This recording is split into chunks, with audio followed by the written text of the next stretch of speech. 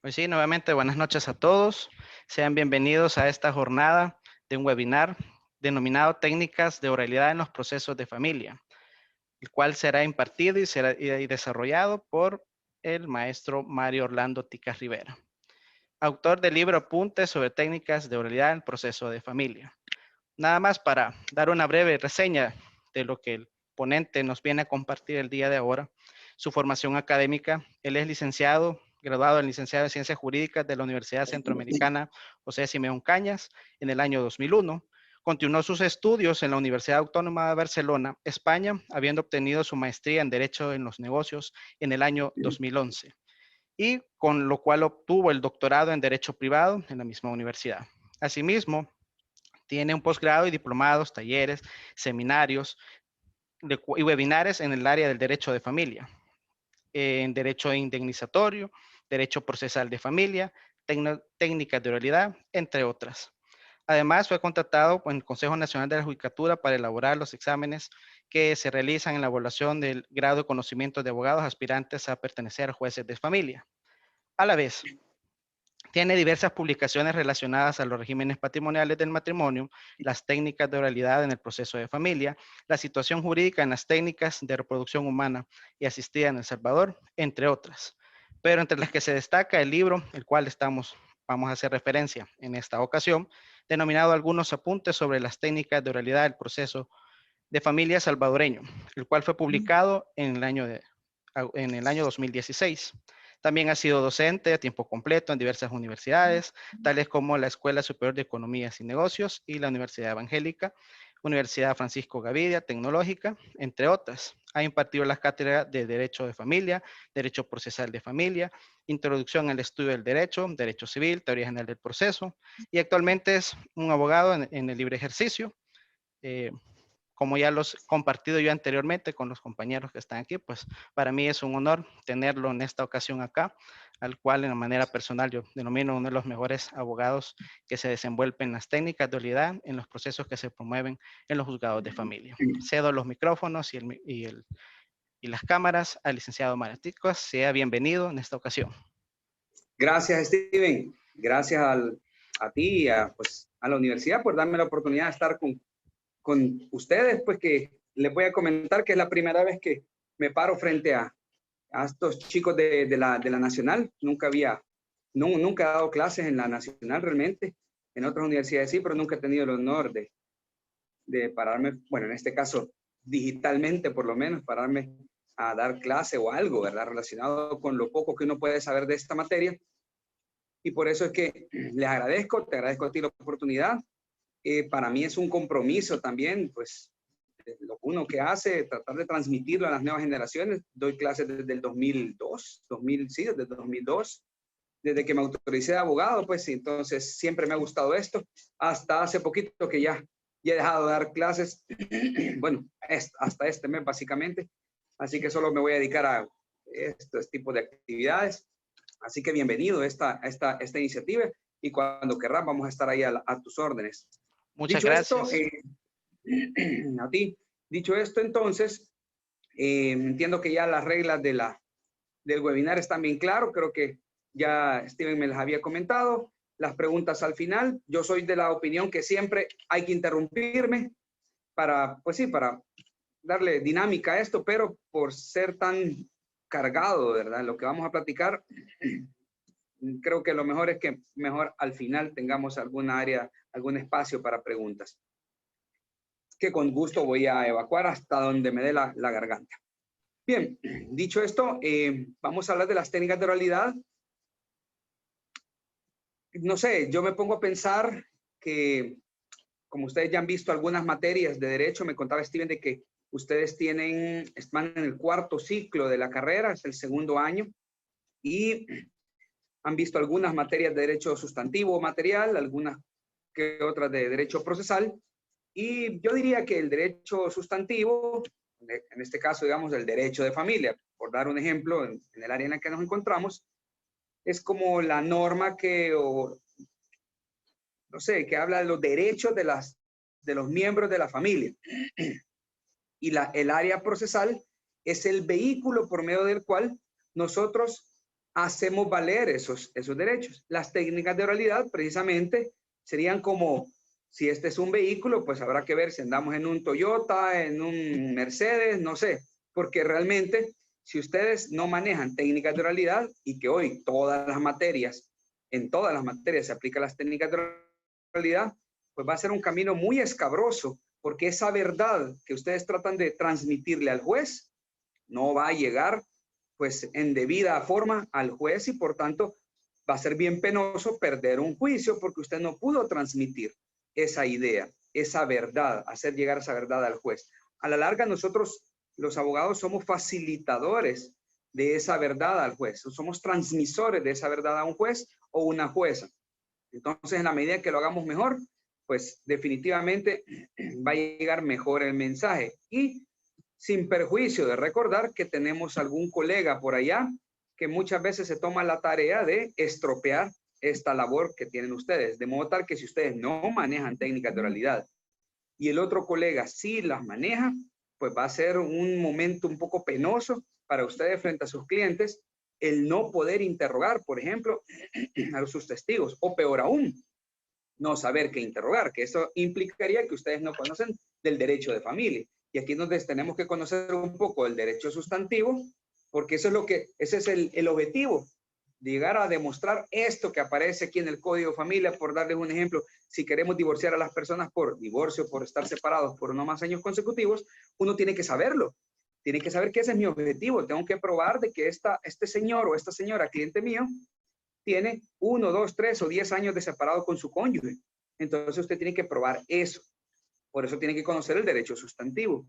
Y de ahí el derecho procesal, ya todas esas reglas para lograr este objetivo. Y las técnicas de oralidad son una buena parte de esas reglas para hacer llegar ese conocimiento al juez y que al final acceda ese juez a la petición que usted hace en su demanda o en su solicitud. Depende si se trata de un juicio contencioso o no. Como estamos hablando de unas diapositivas que son creo que como 42 slides más o menos, tenemos que empezar desde el principio. Así que si quieres, Steven, pongamos las diapositivas de una sola vez y empecemos.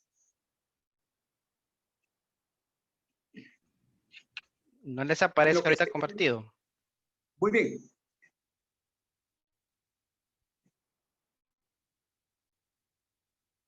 Aparece compartido, licenciado. Perdón. No, yo no veo ahorita. No veo toda la presentación. Lamentablemente me sigo viendo a mí mismo. El tema 1, la asesoría, el tema 2 acaba de cambiar. No, no la veo. Yo no la veo. Quizás lo ha puesto solo para ver si usted tiene que darle como minimizar para poder ver la diapositiva. Perdón, vamos a ver. Sí, buenas noches, licenciado. En la esquinita aparece un recuadro donde están ahí las presentaciones. Entonces, si usted le presiona ahí le va a aparecer.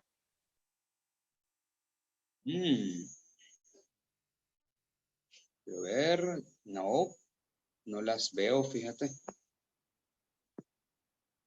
Eso quiere decir que todos la están viendo ya, menos yo. Al parecer sí, licenciado, porque lo estoy trasladando y ellos, los chicos sí lo están viendo. Yo creo que tiene activada nada más la cámara usted y no ve la parte de la presentación. A ver. Qué extraño. Vamos a ver, vamos a ver, vamos a ver. Usted la tiene ahí, también la puede compartir.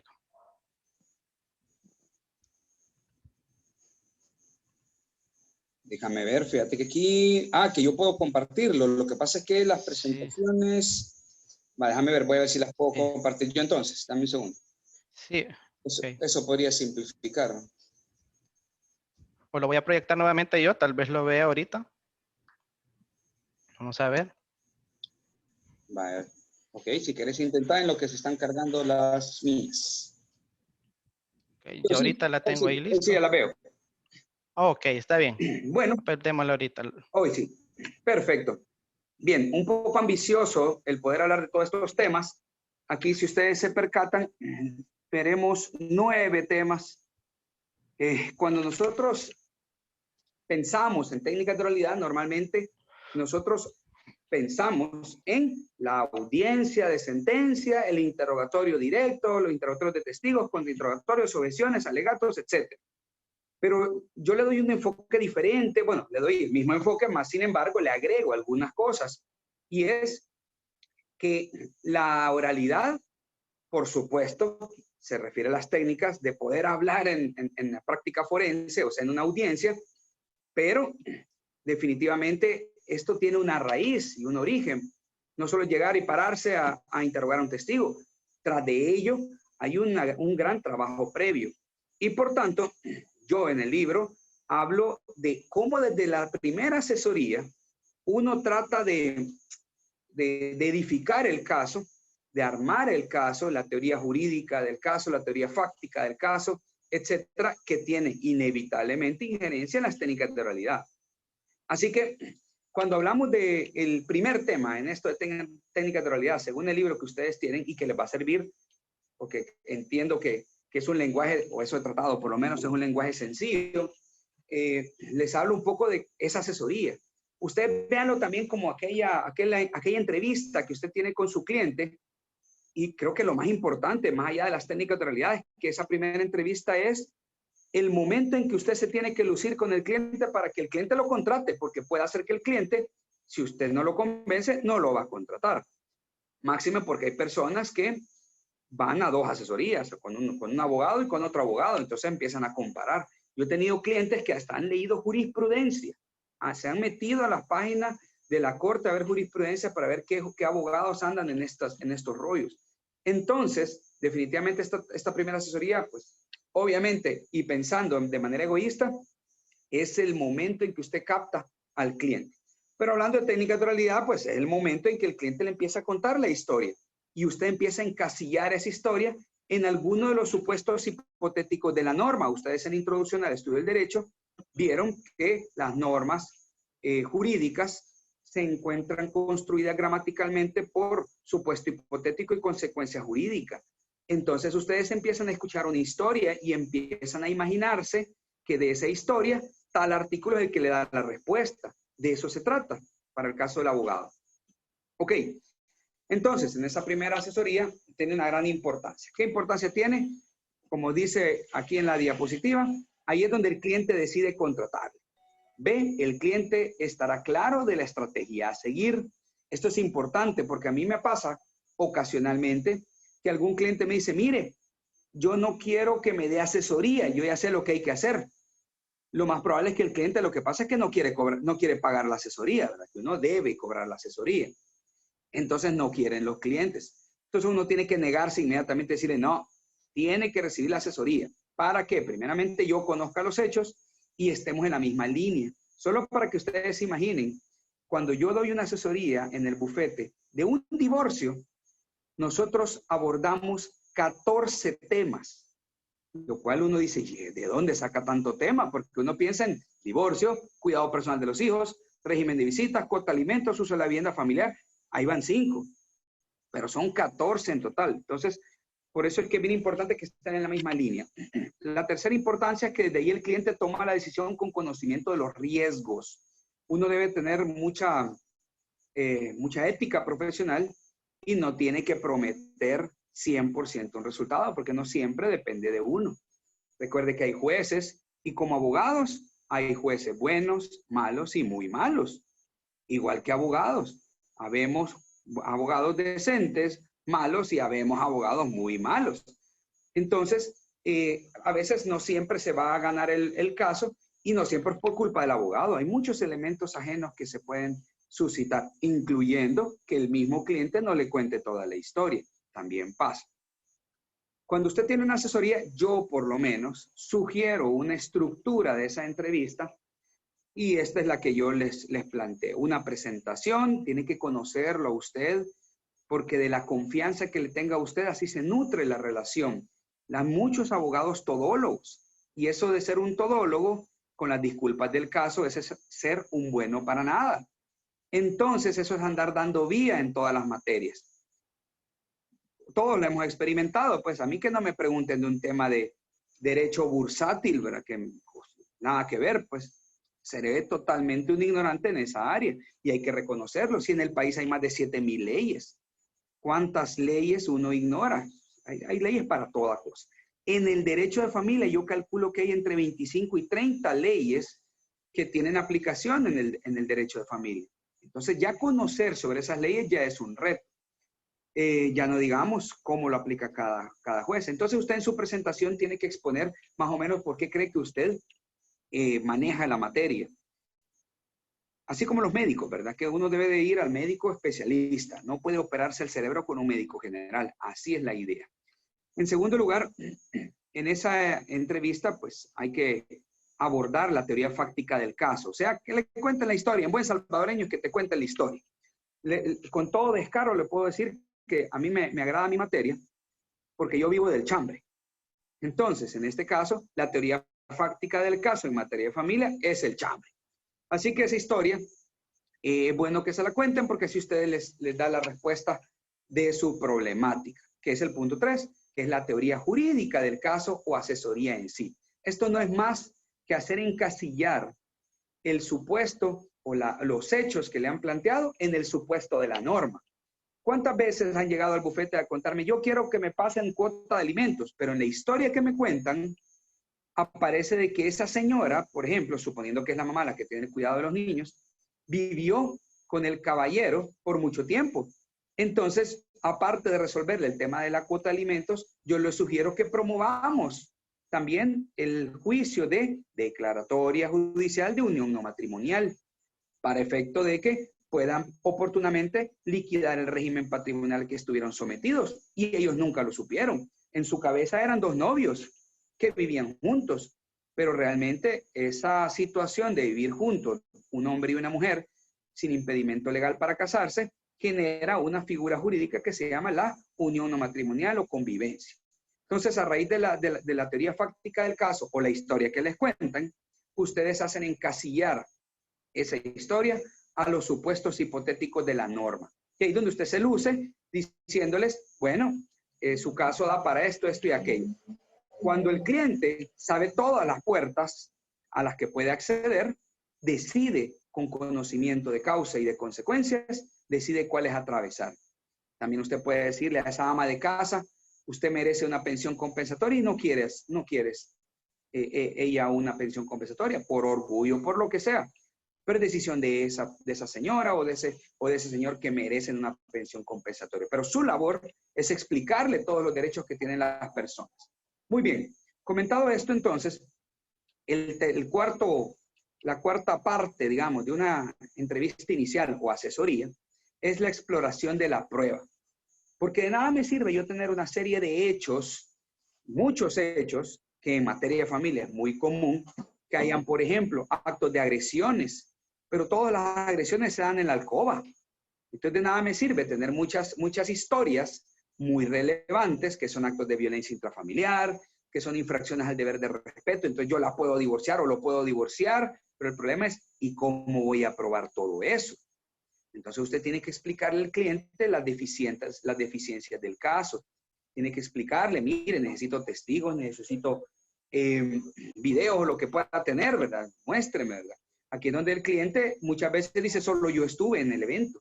Entonces uno le explica, mire, según el Código Procesal Civil y Mercantil, el artículo 353 dice que usted puede ser prueba. Como que si fuera testigo, solo que se le llama declaración de propia parte. Pero su valor probatorio es limitado. Porque si algún otro medio de prueba la contradice a usted o lo contradice a usted, pues su valor probatorio se viene abajo y el juez no tiene que creerle. En cambio, en los testigos, el valor probatorio de los testigos es más fuerte, tiene mayor fortaleza, es óptimo para demostrar los hechos.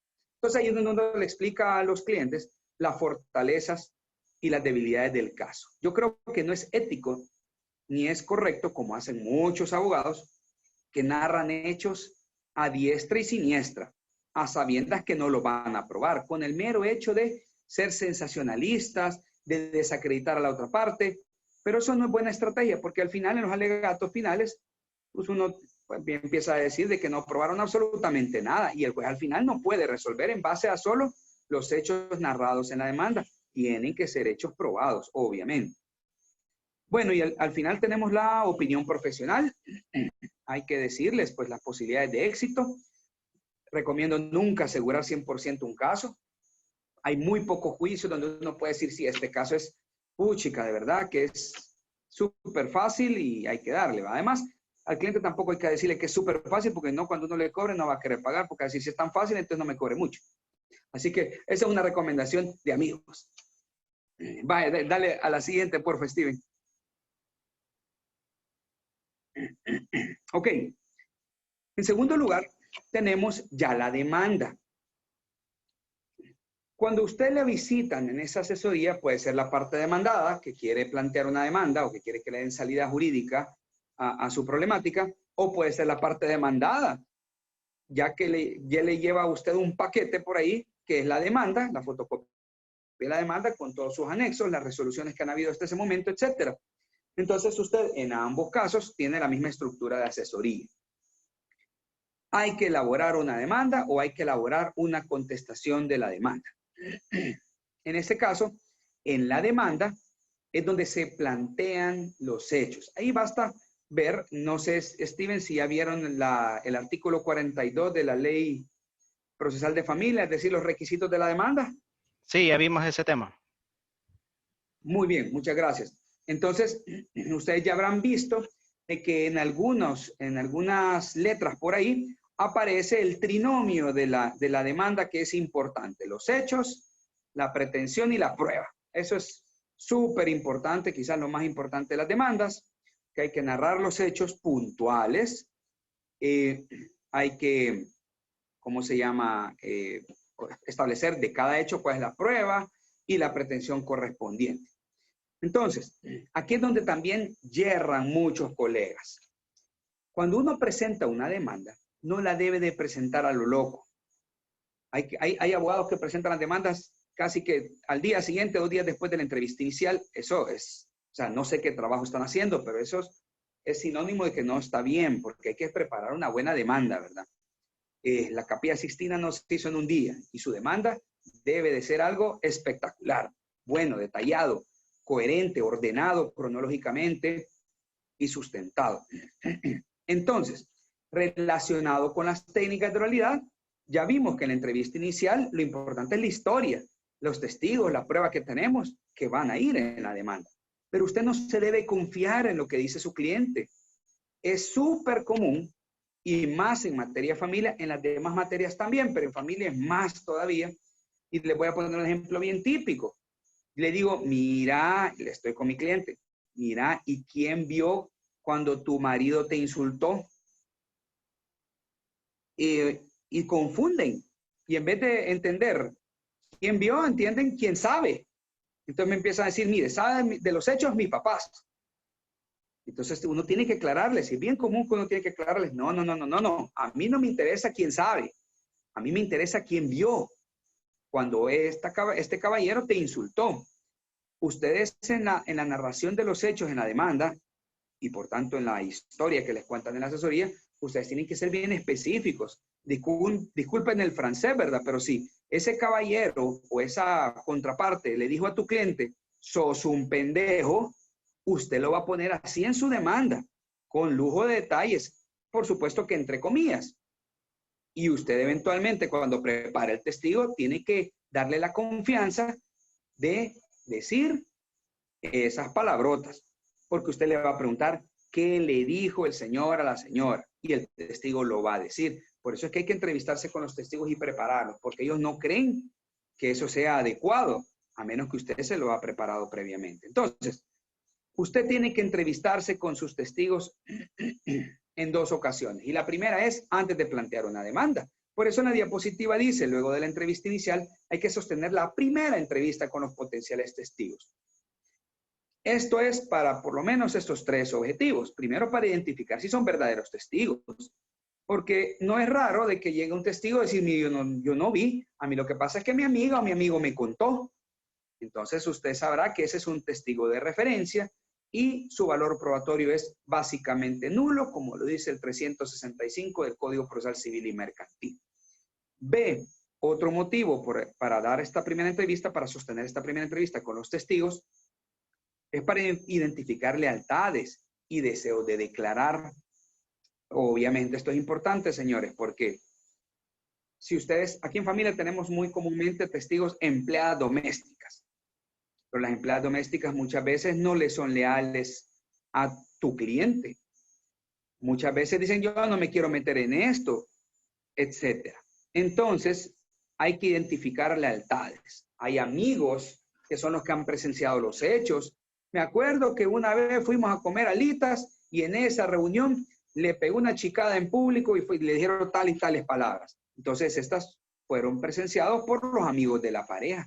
Entonces, hay que identificar si esos amigos de la pareja están para declarar sobre los hechos. Aquí, más allá de la teoría de que yo puedo hacer traer a los testigos con la PNC, esos testigos no me interesan porque los testigos tienen que ser mis aliados desde un punto de vista. Mis testigos tienen que estar de acuerdo en declarar porque yo los tengo que preparar. Si no los preparo, van a ser sorpresas las que nos vamos a llevar en esa audiencia. Y aquí es donde hay más errores de los abogados. Se llevan muchas sorpresas en las audiencias. Por lo tanto, aquí hay que identificar lealtades. Cuando uno se entrevista con los testigos, uno dice, no, este testigo no es leal o no ha visto las cosas o tiene muchos miedos, no es de mi confianza o es mal testigo por sus propias características personales. Tercer motivo para entrevista inicial es ubicar más hechos relevantes. Vean de que cuando una persona sufre actos de agresión, este es un ejemplo nada más, tiende a olvidar esos hechos. Los tiende a olvidar porque es un mecanismo de defensa del cuerpo, olvidar esos hechos porque la vida tiene que seguir. Pero también resulta que la memoria a largo plazo se constituye por la asociación firme de las neuronas y la asociación firme de las neuronas se da cuando uno relata el hecho más veces. Cuando uno sufre actos de agresión, actos de humillantes, actos que me avergüenzan a mí, yo no cuento esas cosas. Entonces tiendo a olvidarlas.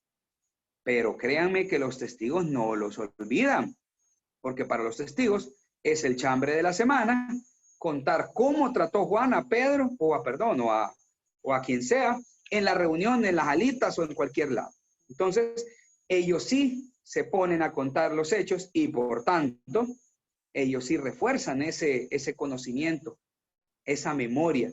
Entonces, es muy común de que a veces cuando entrevistamos a los testigos antes de proponerlos, llegan los testigos y le dicen al cliente o a la cliente, y no te acordás aquella vez que te dijo tal cosa y te dijo tal otra entonces ahí es bien común de que los testigos sí se acuerden perfectamente y el cliente ni se acordaba. Así que esto es también importante, por lo menos en materia de familia. Del cúmulo de hechos que los testigos proporcionan, hay que discriminar los hechos irrelevantes. Aunque estoy seguro que Steven y los compañeros dicen, aquí viene otra demanda del licenciado Ticas, porque son demandas algo largas. Pero realmente, puchica, yo estaba diciendo eso para que me dijeras, no, licenciado, pero bueno, ni modo. En ese caso, uno aún así, créeme, Steven, que ha discriminado muchos hechos, porque hay muchos hechos que son irrelevantes.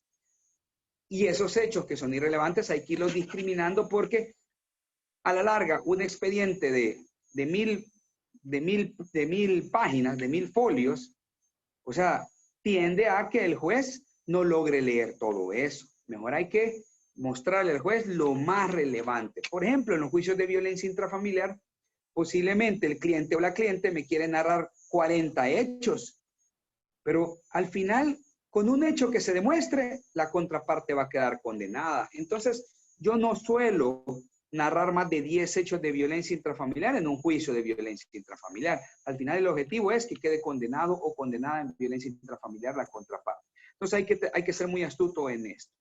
Si quieres, tenemos la siguiente, Steven. Ok. Luego de que ustedes se han entrevistado ya con los testigos, con el cliente, ya evaluaron qué pruebas tenemos, bueno, hay que elaborar la demanda. Y en la demanda, como hablábamos ya del trinomio, ¿verdad? Hay que relatar los hechos, la pretensión y la prueba. Con respecto a esto, al momento de narrar hechos, aquí es donde muchos abogados pierden el juicio desde la presentación de la demanda. ¿Por qué? Porque la gran mayoría de abogados cometen el típico error de decir frases, por ejemplo, como la siguiente. El señor tal siempre humilló a mi cliente. El señor tal siempre la vio de menos. O la señora tal siempre le gritó a mi cliente. Ese tipo de afirmaciones realmente no son hechos. Son, llámenle como quieran, pues podrían ser su conclusión, no sé, llámenle como quiera, pero no son hechos. Los hechos son aquellos narrados en lugar, día y hora. O sea, hay que decir básicamente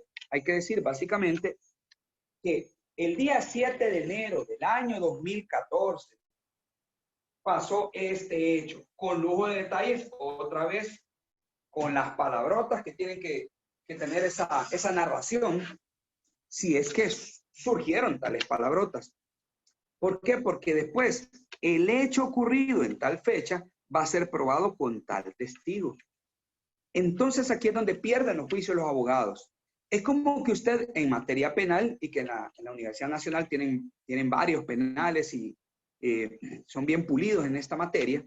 Imagínense que yo planteo una denuncia, una acusación, voy a la fiscalía y digo, mire, fíjense que sí, Juan Pérez cometió un homicidio. Y es más, a cada rato comete homicidios. Ah, pero ¿y quién se murió? ¿Cuándo se murió? ¿A dónde? ¿El arma? ¿Dónde? Y usted no diga eso. Es imposible que la fiscalía vaya a plantear un requerimiento fiscal con esos hechos tan escuetos, porque no son hechos, son calificaciones, no sé, llámenle calificativos, no sé, pero no es un hecho. Entonces, si en la demanda, conforme al artículo 42, es el momento procesal para narrar los hechos, y usted como abogado es el sujeto procesal idóneo y único para plantear los hechos en la demanda, no puede ser que el testigo en audiencia de sentencia, cuando le toque narrar hechos, él es el que venga a narrar y a puntualizar los hechos, porque no es ni el momento procesal oportuno para ello, ni el testigo es el sujeto procesal para narrar hechos. Entonces, esas afirmaciones de siempre la agredió o siempre lo humilló, en la audiencia de sentencia, si el abogado pregunta, a lo mucho le van a permitir que los testigos digan sí, siempre la humilló, pero eso no le va a bastar para que condenen a la otra persona. Y si el abogado interrogador le pregunta al testigo, testigo, ¿cuándo ocurrieron esos hechos? Usted como abogado muy pulido en las técnicas de oralidad no va a permitir esa pregunta. Va a decir, objeción, su señoría, la pregunta es impertinente porque hay que calificar la objeción. Resulta que si al testigo se le está pidiendo ya narrar hechos puntuales, note que la demanda no cuenta con esos hechos puntuales y el testigo no es el sujeto procesal para introducir los hechos a la litis, ni este es el momento procesal para ello. Yo incluso en esa primera objeción todavía me voy más allá y cito el artículo que aparece ahí arribita, que es el artículo 7 del Código Procesal Civil y Mercantil, que dice en su párrafo segundo que el juez no puede valorar hechos, o bueno, no puede valorar prueba que tienda a demostrar otros hechos que no hayan sido narrados por los litigantes en los escritos de demanda o contestación de demanda. Por eso esos artículos que aparecen ahí son de suma importancia. ¿Qué más? Dice, estoy hablando en la letra B, entiendo, hablando de la forma de presentar los hechos en la demanda.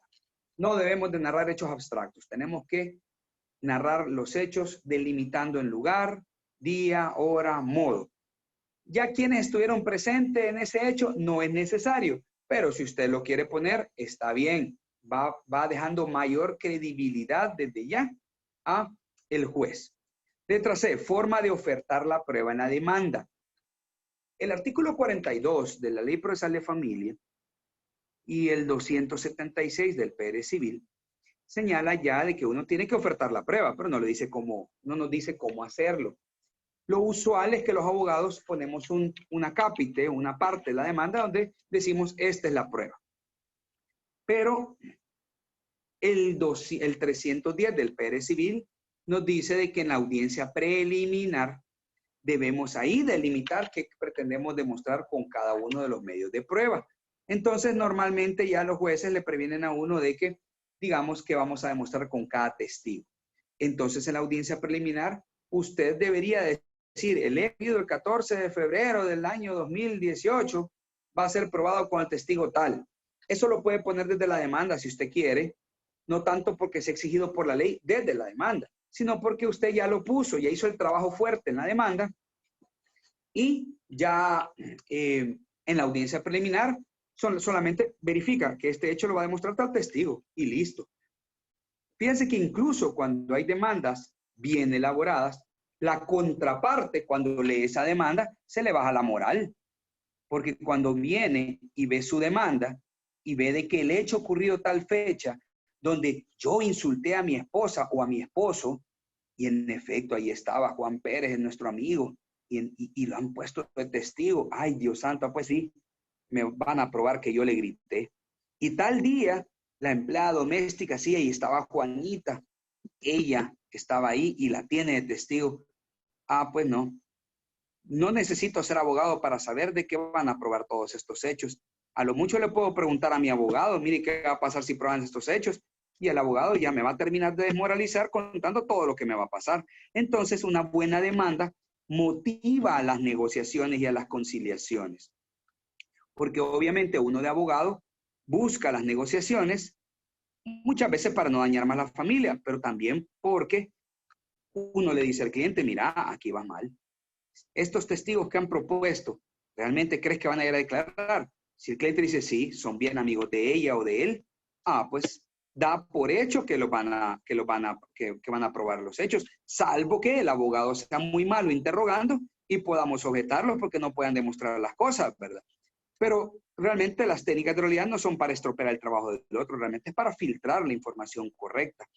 Pero bueno, si el otro abogado no sabe interrogar, pues obviamente tampoco no vamos a estar de buena gente a decir, mire, señoría, si quiere le ayuda al otro abogado a interrogar, le voy a ayudar yo en el contrainterrogatorio, le ayudo. Tampoco, ¿verdad? No se trata de eso. Para eso le pagan al otro abogado. Ni al juez le pagan para ayudarle a las partes. Bien, y las pretensiones. Por supuesto que hay una parte específica de la demanda donde uno ya dice, por tanto yo pido, y ahí uno ya narra las pretensiones con claridad y con la debida separación. En muchas materias, una sola pretensión contiene la demanda y es muy común, pero en familia puchica, las demandas son tan complejas en este sentido, que por ejemplo en un divorcio fácilmente pueden haber 7 pretensiones y cada una de esas pretensiones tiene un sustrato fáctico, o sea, una historia o una serie de hechos que sustentan estas pretensiones. Por eso es que las demandas deberían de ser un poquito largas, pues porque muchas veces hay muchas pretensiones. Démosle siguiente diapositiva, por favor. Ok, siguiendo con básicamente con la estructura del proceso contencioso de familia, tenemos de que luego de la demanda, se admite la demanda, esperemos que se admita, y se notifica, bueno, en la misma admisión de la demanda, se emplaza la parte demandada, y después el notificador llega en la moto y notifica la admisión y el emplazamiento. Hay que distinguir que está el emplazamiento, que en el castellano significa fijar un plazo, emplazar significa fijar un plazo, y eso lo hace la ley. Eso ya lo hace la ley, porque ¿quién fija el plazo? Pues nada menos que el artículo 97, si no me recuerdo, habla de los 15 días hábiles que debe de contar el demandado para contestar la demanda. El juez al admitir la demanda, pues le otorga este mismo plazo a la parte contraria, a la parte demandada, para que conteste la demanda. Y el notificador lo que hace es llegar a notificar el auto de admisión y el emplazamiento. Por tanto, pueden haber vicios en la notificación del emplazamiento, que es lo que a veces suele pasar, o puede haber falta de emplazamiento cuando viene una parte demandada, contrademanda, o debería contrademandar y no contrademanda. O sea, digamos que yo contesto una demanda de divorcio, estoy del lado de la ama de casa y pido pensión compensatoria, pero no digo que es una contrademanda. Muchas veces los jueces, algunos jueces vienen y no le dan trámite de contrademanda y siguen adelante el juicio sin darle la oportunidad al demandante que conteste esta contrademanda, aunque no la hayan llamado así. Entonces, en ese caso, que el juez no le corra traslado, no emplace al demandante inicial, que ahora ya es demandado, entonces hay una falta de emplazamiento. Pero cuando el notificador llega a hacer una diligencia de notificar el emplazamiento y lo hace mal, entonces ahí puede haber una nulidad por falta de una debida notificación del emplazamiento. Entonces hay que distinguir, yo en lo personal soy un poco neurótico con la terminología y por eso hago estas distinciones, van a disculpar. Ok, entonces después de que la parte demandada contesta la demanda, tiene que haber una llamada fase que se denomina el examen previo, artículo 98 de la Ley Procesal de Familia, y al final de esta fase se señala fecha para audiencia preliminar. En materia civil se le llama audiencia preparatoria, pero son la misma cosa básicamente. La audiencia preliminar en materia familia cuenta con 2 fases, la fase conciliatoria y la fase saneadora. Usualmente los abogados creen de que la audiencia preliminar tiene básicamente la fase conciliatoria y se les olvida la fase saneadora. Y aquí muchas veces los juicios se ganan o se pierden en esta audiencia preliminar. Vamos a ver, la fase conciliatoria, como lo habrán visto ya en clase y no es parte del objeto de esta charla, es para conciliar, para intentar conciliar, no para reconciliarse, para conciliar, o sea, para lograr acuerdos en este juicio. Si no hay acuerdos totales, pues el juicio va a continuar. La audiencia misma va a continuar con la fase saneadora. Y en este punto, la importancia de esta fase radica en lo que aparece en la diapositiva.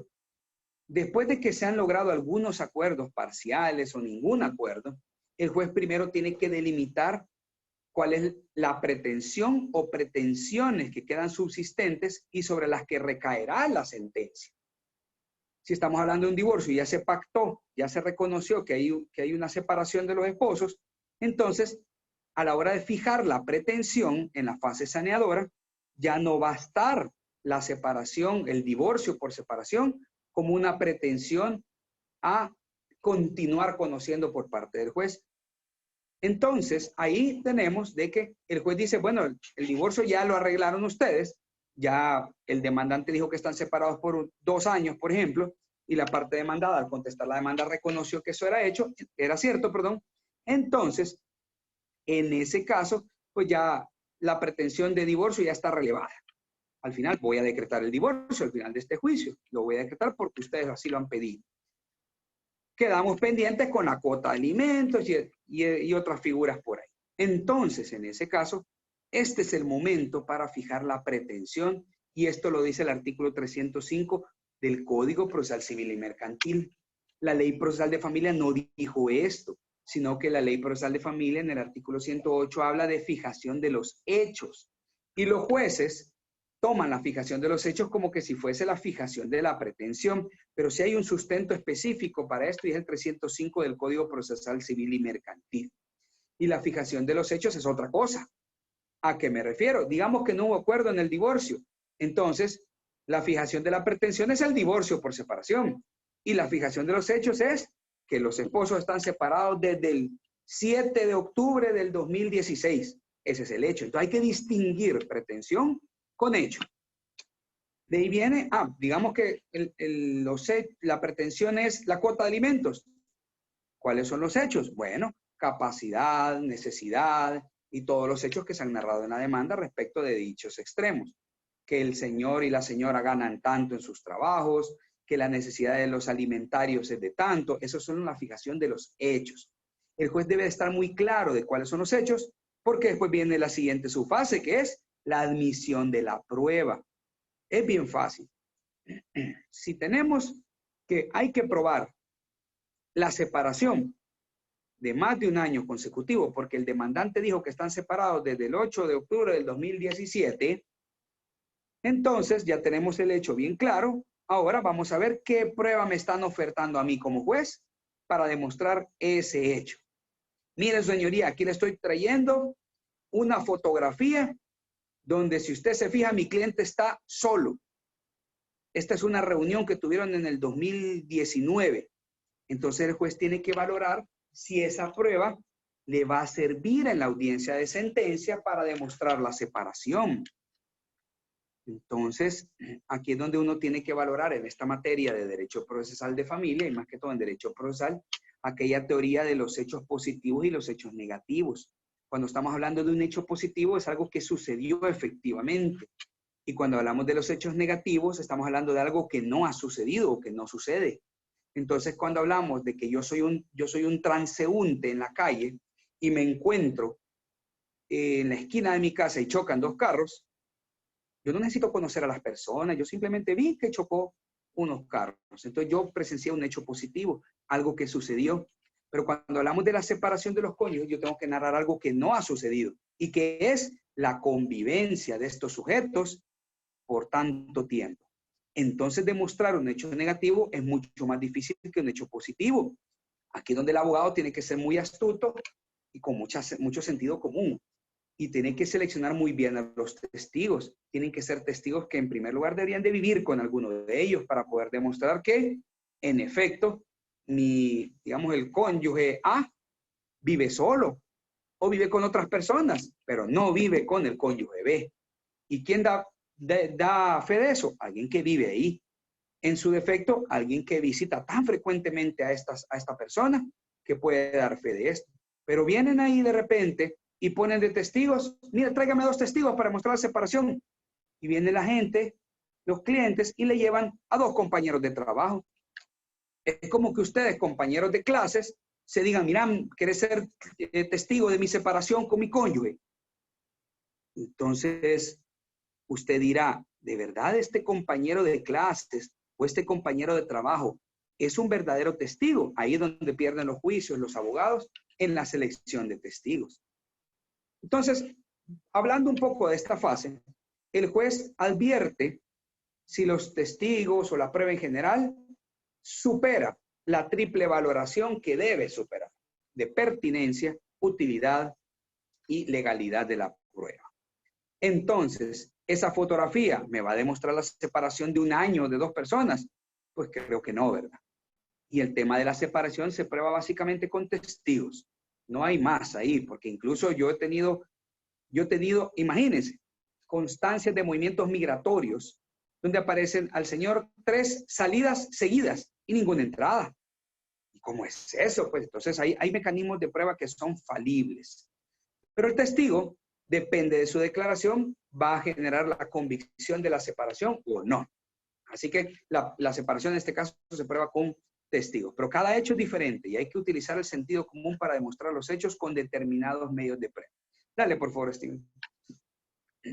Bien, cuando hablamos de prueba testimonial, porque obviamente aquí no vamos a hablar de la prueba documental, sino que de la testimonial, porque estamos hablando de técnicas de oralidad, hay una serie de recomendaciones que yo les hago, obviamente que han sido recogidas muchas con mi experiencia propia, muchas por lectura de otros libros, que por cierto, en técnicas de oralidad, como sabrá Steven, y ustedes si han buscado jurisprudencia, o más bien dicho, doctrina, es complicado, es difícil encontrar doctrina de este tema, no me pregunten por qué, cuesta encontrar gente que escriba sobre esto.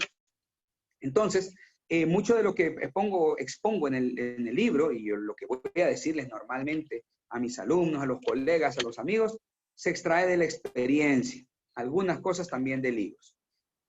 Bueno, una vez yo llevé un juicio penal porque me pidieron de favor que lo hicieran, que lo hiciera, y ahí me di cuenta que los testigos le mienten a uno. Lo supe porque en el momento del interrogatorio se contradijeron varias cosas porque yo no cuestioné su versión y salieron a la luz un puño de cabos sueltos. Y yo creo que esa persona a quien defendí hace como unos 20 años, no 20, tuvo que haber sido hace como unos 15 años quizás, yo creo que todavía está preso.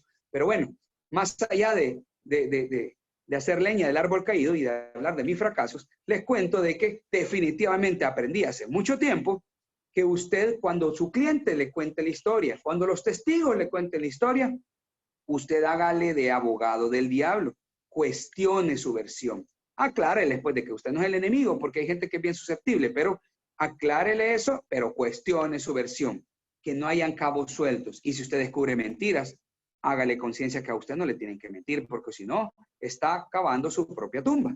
Segundo, asegurarse que dice la verdad. Es redundante prácticamente. Tercero, escuchar su relato y seleccionar lo pertinente. Hay gente que le encanta hablar. Le encanta hablar y empieza por las ramas y no. Tiene que ir al grano. ¿Por qué? Porque el juez, como ustedes mismos y yo y todos, nos aburrimos rápido. Entonces hay que ir al grano.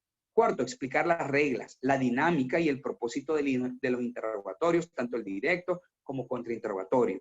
Siempre al testigo hay que hablarle de las reglas del juego, siempre, porque si no, van a ser sorpresa para el testigo ahí en la audiencia y va a perder la concentración, se va a sorprender y va a empezar a cometer errores. Usted tiene que contarle hasta cómo es la audiencia, quiénes van a estar ahí.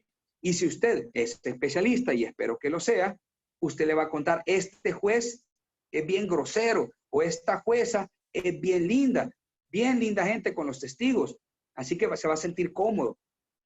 Hay testigos que son bien sonrientes.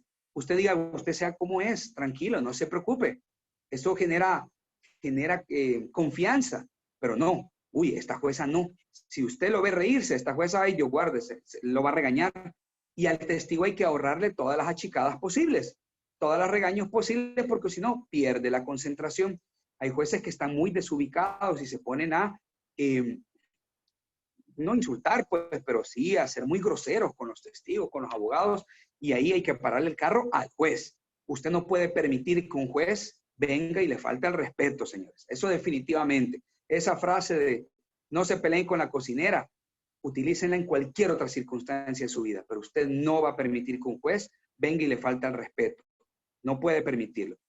Por El Salvador, precisamente, enseñémosle a todos, a las contrapartes, a los jueces, que todos merecemos respeto. Entonces, precisamente usted tiene que evitar, en la medida de lo posible, que sus clientes, sus testigos y usted mismo sea acreedor de una falta de respeto.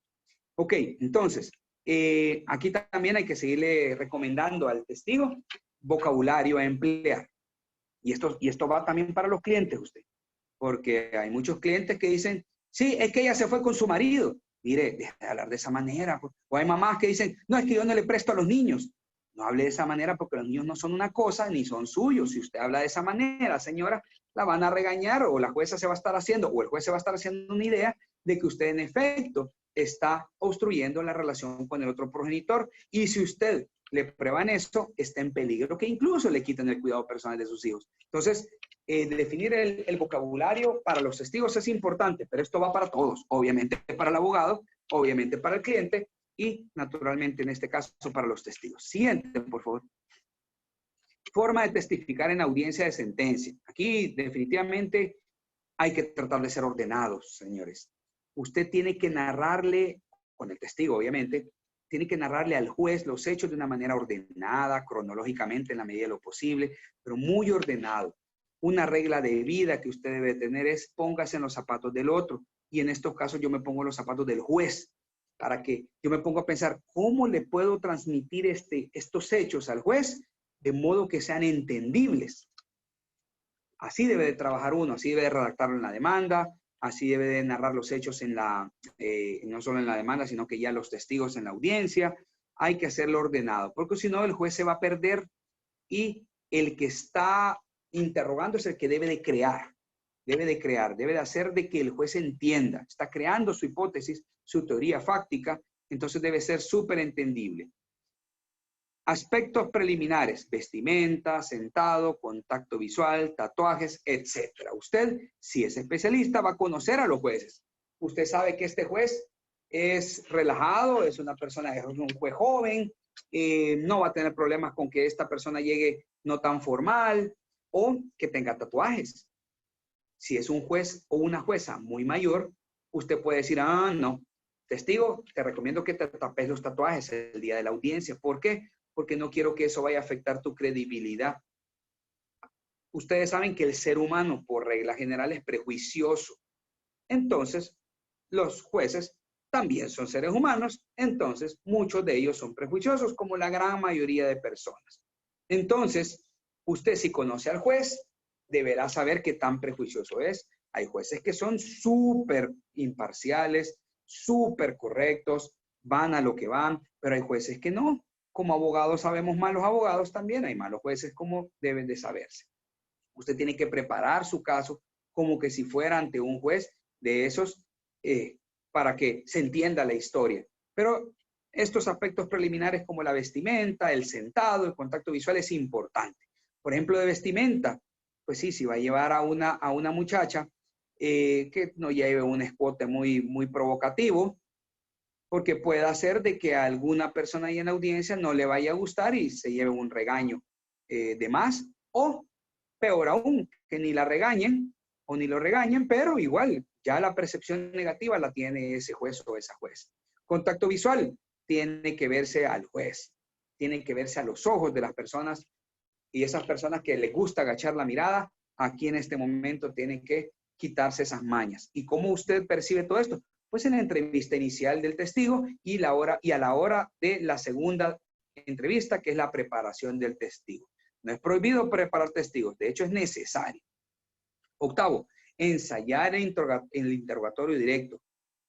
El ensayar el interrogatorio hace que surjan las dudas, le da tranquilidad al testigo y usted necesita a su testigo tranquilo. Entonces definitivamente hay que dar una ensayadita por ahí para que el testigo vaya muy relajado y todas las deficiencias se hayan corregido, o por lo menos la mayoría de ellas. Noveno, prepararlo para el contrainterrogatorio. Hay que prepararlo para muchos contrainterrogatorios. Cada abogado es diferente. Los abogados de corte penalista tratan de ser un poco más inquisidores y hay que saber parar a los inquisidores. Los abogados viejos también son un poco groseros muchas veces con los testigos y hay que pararlos, hay que saber cómo pararlos. ¿Por qué? Porque hay, por ejemplo, el artículo 117 de la Ley Procesal de Familia dice que no se permiten presiones indebidas al testigo. Entonces, uno tiene que saber defender a tu testigo. Pero también hay que saber prepararlo para lo que venga, ¿verdad? Siguiente, por favor, Steven. Y aquí vienen algunos consejos para el testigo, precisamente para esto de la preparación. Hay que recomendarle que escuche bien las preguntas. Hay gente que le gusta responder sin haber escuchado bien la pregunta o incluso antes de que haya terminado de elaborar la pregunta. Eso no debe de pasar. Segundo, no debe de pelear el testigo con el contrainterrogador. Que sepa que el contrainterrogador es su enemigo, pero que debe de tratarlo súper lindo. O sea, contrainterrogador, pregúnteme lo que desee. O sea, en la medida en que usted se muestre seguro, testigo, el contrainterrogador es el que va a bajar la moral, se le va a bajar la moral y va a decir, mejor ya no interrogo porque a este no le voy a sacar nada. Entonces, no hay que pelear con el contrainterrogador, que es el abogado contrario que trata de destruir a tu testigo. Tercero, si no escucha o no entiende la pregunta, que pida que se la repitan. Eso es importante. Cuarto, el no recuerdo o el no sé no es una salida válida para una encrucijada. Fíjense que un testigo que diga no recuerdo puede ser que sea una buena salida en muchos momentos, cuando evidentemente no recuerda, pues. Pero hay abogados que instruyen a sus testigos, y eso no es correcto, porque para comenzar no es ético, pero en segundo lugar, instruyen a sus testigos a que toda pregunta que tú percibas que te van a fregar, decir no recuerdo. Entonces, se le puede poner un caso extremo. Yo una vez tuve un caso donde en la contraparte, o sea, la parte material, era un abogado y era penalista. Y tenía un testigo estrella, según la historia de mi cliente, de la esposa, tenía un testigo estrella que en todos los juicios era su testigo. Y inventaba cosas el testigo. Entonces, el testigo le era súper fiel y hacía todo lo que le pedía este abogado. ¿Por qué? Porque ese testigo le estaba eternamente agradecido, porque lo sacó de prisión por unos tecnicismos, algunas nulidades, y lo sacó de prisión cuando supuestamente era culpable. Entonces le debía la vida. Entonces en mi contrainterrogatorio le empecé a preguntar por ese juicio. Y a todo me decía que no sabía. No sabía ni recordaba de qué lo habían procesado, si había estado preso o no había estado preso. O sea, ¿cómo se le va a olvidar a uno haber estado preso o no, verdad? Entonces, definitivamente la jueza, porque era jueza en esa ocasión, obviamente no le dio credibilidad al testigo porque como era evidente que había llegado a mentir. Entonces, eso de no recuerdo, no lo sé, no siempre es la salida. Siguiente, por favor. Si se equivoca, que lo rectifique en cuanto pueda. ¿Esto qué quiere decir? Que de repente, como los testigos al ser seres humanos se equivocan de vez en cuando, entonces es muy común que se equivoquen en, por ejemplo, una fecha. Entonces, si el testigo en el subsiguiente interrogatorio, a los 3, 5 minutos después se acuerdan de la fecha exacta, que lo digan, su señoría, fíjese que aquella fecha que se me olvidó fue tal. En ese caso, es bien difícil que el abogado logre evitar que esa corrección ingrese al acta. Entonces, yo lo que recomiendo es que rectifiquen cuanto puedan. Eso definitivamente. Más que todo porque la incongruencia en fechas puede ser utilizada en contra del testigo, como es obvio. Sexto, que él externe sus dudas, miedos, analice y comparta con el testigo los temas sobre los que se pueden interrogar. En ese caso, el testigo debe tener claridad y tranquilidad. Hay que quitarle esos miedos definitivamente. Después, ritmo y dinámica. Ritmo y dinámica, bueno, hay que instruir al testigo que no hay que contestar ni tan lento, pero tampoco ni tan rápido, porque están tomando nota normalmente a mano. No siempre se graban las audiencias. Entonces hay que ir ensayando eso. Octavo, cuidado cuando el abogado contrainterrogador cita mal lo que ha dicho previamente. Debe advertirlo. O sea, usted tiene que advertirle al testigo que cuando un contrainterrogador cita mal al testigo es porque muchas veces lo quiere hacer caer en contradicción. No es correcto de parte del abogado, pero a veces lo hacen así. Entonces usted tiene que objetar que está citando mal al testigo, pero mejor que el testigo mismo diga, yo no dije eso, abogado. Eso es mejor todavía. Entonces lo para en seco al abogado contrainterrogador malintencionado. Noveno, no olvidar identificación, vestimenta, tatuajes y posturas. Siguiente, por favor. ¿Cómo vamos con el tiempo? Estamos bien, ¿verdad, Steven? Sí, son las 7:15. Aquí estamos a su tiempo, no se preocupe. No hay problema. Ok, aquí entonces empezamos ya con lo que siempre entendemos que es el interrogatorio, perdón, las técnicas de oralidad. Empezamos con el interrogatorio directo. Ustedes entiendo que ya muchos ya van un poquito avanzados en la lectura del librito este que humildemente hemos hecho ahí, espero que les sirva. Y ahí aparecen una serie de recomendaciones, no sé, quizás recomendaciones les podría llamar, y aquí aparecen en esta diapositiva como una lista, en forma de una lista.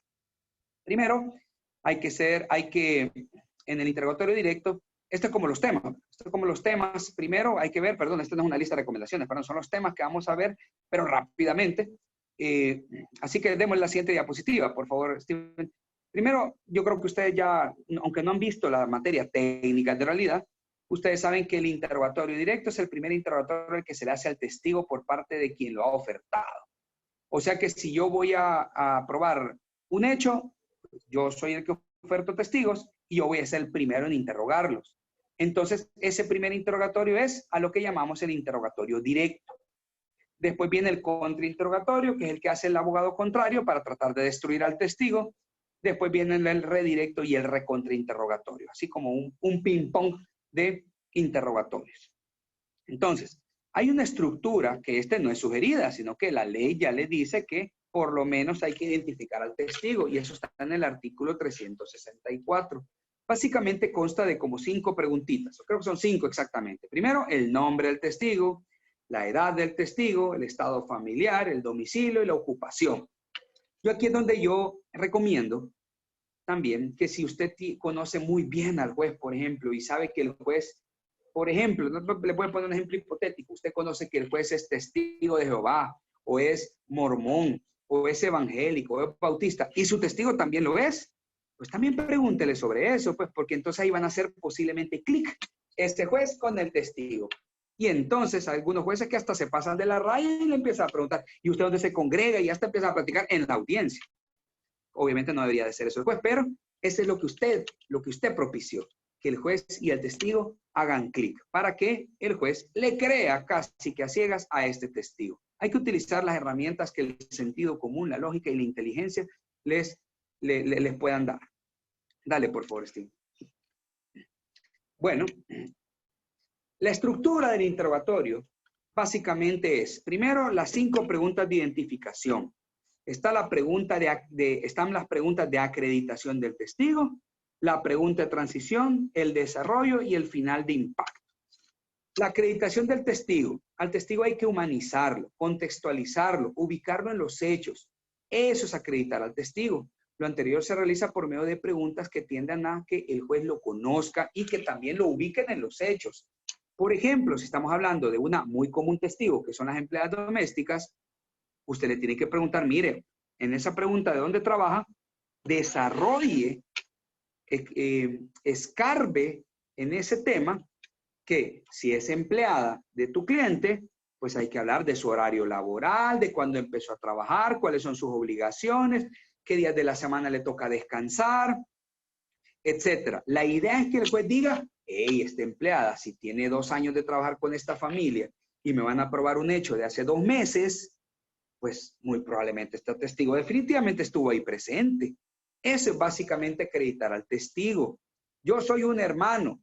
Entonces ese testigo, que es el hermano de una de las partes, hay que ubicarlo. Dónde vive, qué tan cercano es de la familia, con qué frecuencia visita a las partes, etcétera. A eso nos referimos con acreditar al testigo. Incluso son parte de las preguntas de acreditación que el testigo diga las generales, o sea, las 5 preguntas de identificación respecto de las partes. ¿Cómo se llama el señor? ¿Qué edad tiene el señor? ¿A qué se dedica? Porque si yo soy testigo voy a saber estas cosas, pero si yo no conozco a esta gente, yo no sé dónde trabajan, no sé cuál es su estado familiar, ni todas esas cosas. Entonces, preguntarle la identificación de las partes es una pregunta de acreditación, son preguntas de acreditación del testigo. Ahí es donde el juez recibe la información de este testigo, lo que me diga es porque lo ha visto. Por ahí va un poco. Después viene la pregunta más importante del interrogatorio. La más importante por mucho, la pregunta de transición. La pregunta de transición es la pregunta en donde se abren los temas a discutir. La pregunta normalmente es, díganos por favor cuál es el motivo por el cual está usted declarando esta mañana.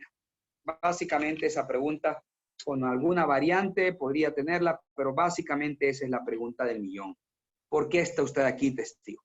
Pero esa pregunta requiere que haya preparado el testigo, señores, porque si el testigo me llega a responder un día, mire, pues yo estoy aquí porque me han citado, pues ya me trabaron las carretas, pero feo, porque como no se permiten los interrogatorios En el interrogatorio no se permiten las preguntas sugestivas. Yo no le puedo preguntar al testigo, testigo, ¿verdad que usted vino a declarar sobre el hecho ocurrido el 27 de marzo del 2020? Porque si yo hago eso, me va a objetar, y hay algunos jueces que hasta ellos mismos de oficio me van a objetar. El procurador de familia adscrito al juzgado se va a ver tentado a objetarme, y la contraparte, obviamente, que si sabe de técnicas, no va a dejar pasar esa pregunta. Si el abogado de la otra parte comete infracciones en el interrogatorio, en esta pregunta, objétenla. Pero objétenla, porque si esta pregunta no entra, ese interrogatorio está frito, no van a poder interrogar más. Típico error, ser sugestivo aquí, cuando preguntan, testigo, ¿sabe usted por qué está aquí esta mañana? Yo siempre me veo tentado a objetar esa pregunta, porque está mal hecha. Es una pregunta sugestiva.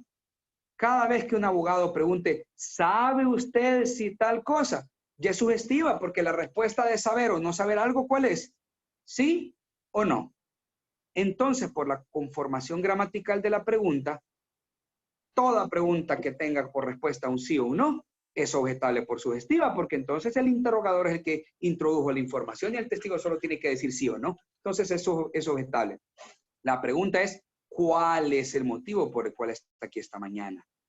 O, ¿por qué está usted de testigo esta mañana declarando en este juzgado? Vean de que son parecidas con diferentes palabras. Pero no pregunte, ¿sabe cuál es el motivo? Porque entonces la pueden objetar, definitivamente. Entonces, el punto es que el testigo debe decir, sí, vengo, el testigo debe responder, abogado, estoy aquí porque vengo a declarar sobre 3 hechos. ¿A qué hecho se refiere? A lo ocurrido en la Navidad del 2019, el 14 de febrero del 2020 y el 7 de agosto del 2020. Ok. ¿A qué hora ocurrió el primer hecho? Ocurrió a las 9 de la noche. Usted que se encontraba haciendo el 24 de diciembre del año 2009, a las 8 de la noche, creo que 8, les dije, no me acuerdo, a las 8 de la noche. Yo me encontraba departiendo con mi familia. ¿A dónde se encontraba, testigo? Me encontraba en la casa ubicada en tal lugar. ¿Cuántas personas habían en ese lugar? 7. ¿Quiénes eran esas? ¿Me entienden? Sin ser sugestivo, usted obtiene información que el testigo le proporciona, y de la respuesta anterior, usted saca las nuevas preguntas. Pero no puede estar usted preguntando, mire, ¿verdad que ustedes estaban en la casa de su mamá? Esa es sugestiva. Entonces van a haber muchos problemas. Pero en cuanto a la pregunta de transición, usted viene, y si eran 3 hechos los que iba a declarar el testigo, usted aborda y desarrolla un hecho. Después del 24 de diciembre, usted ya después de, no sé, 20 minutos de haber hablado del 24 de diciembre del 2019, vamos a regresar a la pregunta de transición. Testigo, usted hace unos minutos dijo que venía a declarar sobre 3 hechos. Ya me habló del primero. El segundo, usted dijo que ocurrió el 14 de febrero de este año 2020. ¿A qué horas ocurrió? A las 9 de la noche. ¿En dónde ocurrió? En tal lugar. ¿Quiénes estaban en ese lugar? Tal persona. ¿En qué consiste el hecho? En que estábamos ahí cuando tal persona hizo tal cosa. ¿Estamos? Ese es, o sea, la idea, usted cuando practica, la idea es que usted ya lo va haciendo casi que de reflejo, ya el interrogatorio adecuado y correcto. Sigamos, por favor. Bueno, cuanto al desarrollo del interrogatorio, por ejemplo, el hecho ocurrido el 24 de diciembre del año 2019, la recomendación es que hay que organizarlo de forma de relato cronológico. Vamos a empezar lo que ocurrió a las 9 de la noche, después lo que ocurrió a las 8 de la noche, y después lo de la medianoche, y después... No, vamos a ir poco a poco, poco a poco. De ahí, descripción simple e interesante. Hay que hablar del lugar, de la fecha, del entorno, de las personas presentes, y poco a poco, poco a poco. Duración. Debe de usted tratar de que cada hecho que usted narre con su testigo no sea de 40 minutos cada hecho, pues hay que hacerlo rápido, corto, puntual. Tipo de preguntas permitidas, eso ahí están las permitidas y las sugeridas. Perdón, aquí estoy viendo que hay unas preguntas por aquí. Entiendo que, como lo habíamos dicho, ahí Steven está tomando nota, ¿verdad? Para que al final las evacuamos, ¿verdad, Steven? Así es, al final las vamos a evacuar. Perfecto. Vaya, entonces, las preguntas permitidas, ahí está en el artículo 366 del PR Civil, que por cierto es un poco contrastante con el 117 de la Ley Procesal de Familia. Olvidémonos del 117 de la Ley Procesal de Familia, porque esa norma, ese artículo, fue creado con la Ley Procesal de Familia cuando no existía el Código Procesal Civil y Mercantil. Entonces, este artículo señaló 3 preguntas prohibidas: las sugestivas, las impertinentes y las capciosas. Pero ya en el Código Procesal Civil y Mercantil, los artículos 366 y 408 ya desarrollaron toda una gran gama de preguntas prohibidas. Entonces, ya habiendo una norma mucho mejor, pues aplicamos el PR civil. Y yo luché por muchos años para que los juzgados y las cámaras aplicaran las técnicas de oralidad, porque en el 2001 fueron capacitados los jueces y en ese momento aplicaban las técnicas, pero poco a poco, como los abogados no las aplicaban, a los jueces se les fue yendo la onda, y entonces ya no las aplicaban. Y fue un largo camino que la Cámara de Familia de la sección del centro también entendiera que las técnicas de oralidad no eran las del 117 del PR de familia, sino que las del PR civil. Por muchas razones que me llevaría 20 minutos explicárselas, entonces no es el objeto de esta reunión. Bien, de ahí tenemos, en cuanto al desarrollo del interrogatorio, selección del orden de cada testigo. Usted si tiene 3, 4, 5 testigos, el juez debería preguntarle a usted, abogado, ¿con qué testigo quiere comenzar? Y aquí es donde uno tiene que decidir, así como en la tanda de penales del partido de fútbol, se dice que hay que poner al mejor tirador al principio y el otro, al final, y el segundo mejor tirador al principio, que por cierto no me parece muy lógico, les voy a decir, pero se supone que eso es lo que se dice. Entonces aquí usted, en este caso, sí debe definitivamente poner a sus mejores testigos al principio y al final. Aquí sí, y por una razón bien sencilla, porque las audiencias muy largas hacen de que la gente se aburra. Entonces, los testigos de los que más se va a acordar el juez son el primero, el último. Y si son los mejores, mejor todavía, porque se van a acordar más y mejor de eso. Siguiente, por favor. Bueno, ya habíamos hablado un poco de ritmo y velocidad del interrogatorio. La conversación debe ser fluida, dinámica, sin largas pausas, salvo que se pretenda acentuar alguna idea. Si, por ejemplo, el testigo narró un hecho dramático, ahí sí recomiendo algunas cuantas pausas, porque eso subraya la idea, subraya el evento. Imagine que oyendo la historia, su cliente se pone a llorar. Deje que el juez escuche los llantos de su cliente. Son pequeños detalles que de repente pueden ayudar en una audiencia. Gestos y modulación de voz del interrogador. Miren, cuando ustedes son el interrogador directo, ustedes tratan de ni moverse o moverse lo menos posible, porque esas muletillas o esos movimientos abruptos o eso estarse meneando de un lado para el otro es distractor. Por ejemplo, si yo en todo este webinar me pongo a que cada frase que yo digo hago y entonces, chicos, entonces ese empieza a ser un distractor, igual en los interrogatorios. Así uno tiene que tratar de evitar las muletillas y estos gestos aburridos. Voz adecuada. No tener la misma voz en toda el interrogatorio. Ustedes como alumnos seguramente perciben o sienten que son aburridos aquellos profesores que tienen la misma modulación de voz en toda la cátedra, ¿verdad? Uno tiene que acentuar las ideas y hay que elevar la voz cuando hay que elevarla, hay que bajar la voz cuando es la idea un poco menos relevante, etc. Aparte que uno tiene que imprimir dinamismo, ya sea a una cátedra, como también a un interrogatorio, para que sea atractivo al oyente y no se empiece a aburrir. Hay una jueza por ahí en San Salvador, no es el caso del juez de Steven, pero hay una jueza por ahí en San Salvador que de repente se pone a ver el celular. O sea, es algo inconcebible. Por eso no podemos permitir eso. Siguiente, por favor. Final de impacto. Con respecto al final de impacto, cuando estamos hablando de juicios contenciosos feos, ¿verdad? Hay que tener un final de impacto que la idea es que el juez se acuerde de este testigo, se acuerde en este momento y se acuerde al momento en que vaya a emitir la sentencia. Entonces usted tiene que dejar lo más sensacionalista del relato al final. Por ejemplo, en un acto de violencia, dejen al final el estado de ánimo de la persona. Y luego del hecho, ¿qué ocurrió? Ah, no. Juanita lloró, lloró, lloró por mucho rato.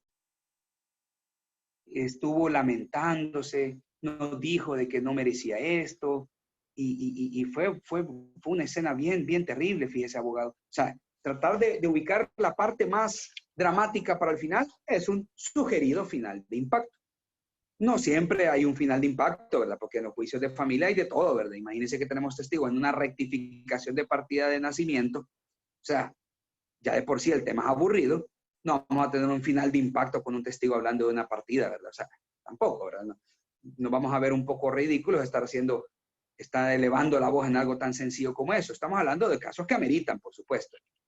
Bien, otro consejo, la vista periférica, señores. Usted debe tener un ojo en el testigo y el otro ojo debe andar dando vueltas por ahí. No literalmente, por supuesto, porque no todos tenemos bifurcación de los oídos, de los ojos, pero definitivamente a lo que me refiero es que usted debe de estar pendiente de toda la sala de audiencias. Si imagínese que usted está con su testigo bien concentrado y a espaldas suyas está en la contraparte señalándolo con el dedo a modo de amenaza, pues algo que debería de usted ver e incluso denunciar. Y si el juez lo vio, que quede constancia en acta. ¿Me entiende? Eso es súper importante. O como les decía, imagínense que el juez se pone a ver el celular en medio del interrogatorio de su testigo más importante. Yo lo que hago es que en ese momento me callo y me quedo viendo al juez. Y a veces le digo al testigo, disculpe testigo, solo ya su señoría ya le va a poner atención. ¿Qué les parece? Una pequeña chicada en público, pero por supuesto, pues hay que hacer algo. Después es obvio que ese juez no se va a acordar de eso que sucedió, de eso que narró, y estábamos en el final de impacto y no le escuchó el juez, no puede ser. Obviamente es una falta de respeto, pero usted no tiene que dejarla pasar definitivamente. Siguiente, por favor. Bueno, aquí un poco modo de resumen también, y ya habíamos hablado, así que un poco rápido hablaremos de esto. Posturas corporales del testigo e interrogador. Un testigo, por ejemplo, tiene que sentarse bien, ¿verdad? No va a estar con la pierna cruzada y casi que acostado en el pupitre donde lo tienen sentado al testigo. No, tiene que sentarse recto, con las piernas rectas, viendo al juez, etc. Esa es la confianza que le tiene que dar el juez, el testigo al juez. En segundo lugar, tenemos la confianza y seguridad. Todo redunda en la confianza y en la seguridad, suya y del testigo. La preparación del testigo genera confianza y seguridad. Entonces es importante. Un testigo que está sudando, que está temblando, puede interpretarse como que, pues sí, es la primera vez que es un testigo, entonces le da un poco de nervio, pero puede interpretarse como que está mintiendo.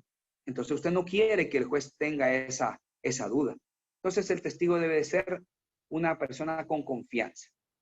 Después, escuchar la respuesta del testigo. Esto es súper importante.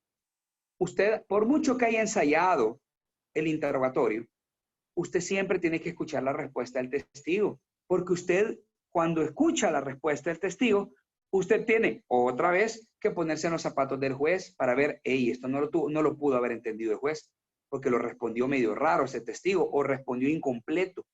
Entonces, a raíz de las respuestas del testigo, usted tiene que hacer más preguntas aclaratorias muchas veces. Entonces, escuchar al testigo, su respuesta es vital. Debilidad del caso. Usted siempre tiene que abordar la debilidad del caso, definitivamente. Usted tiene que identificar cuáles son las falencias, las debilidades de su caso y no espere que el otro abogado en su contrainterrogatorio las saque a la luz. Mejor sáquelas usted en el interrogatorio directo. Aquí vamos a hacer una pausa, precisamente porque necesitamos ver algo más. Ya están aburridos de escucharme, así que en este momento hacemos una pequeña pausa. Con el licenciado Steven tenemos aquí, o habíamos dicho que íbamos a hacer la pausa aquí porque había un video que fue el video que nosotros elaboramos a la hora de la presentación del libro allá en la universidad, bueno, en la escuela, y es como bien ilustrativo de todo lo que he hablado hasta este momento. Y antes de hablar del contrainterrogatorio, pues tenemos el video. Así que, no sé, Steven, te cedo la palabra ahí para que dé las indicaciones. Ok, en el grupo de WhatsApp de cada uno de ustedes se mandó ya el enlace para que puedan descargar el video y podamos verlo en estos 10 minutos para luego proceder a discutirlo con las ideas finales que nos va a compartir el licenciado Mario Ticas. Así que podemos revisarlo ahorita en nuestra sesión. Perfecto. Voy a estar entonces pendiente, Steven. Yo le aviso.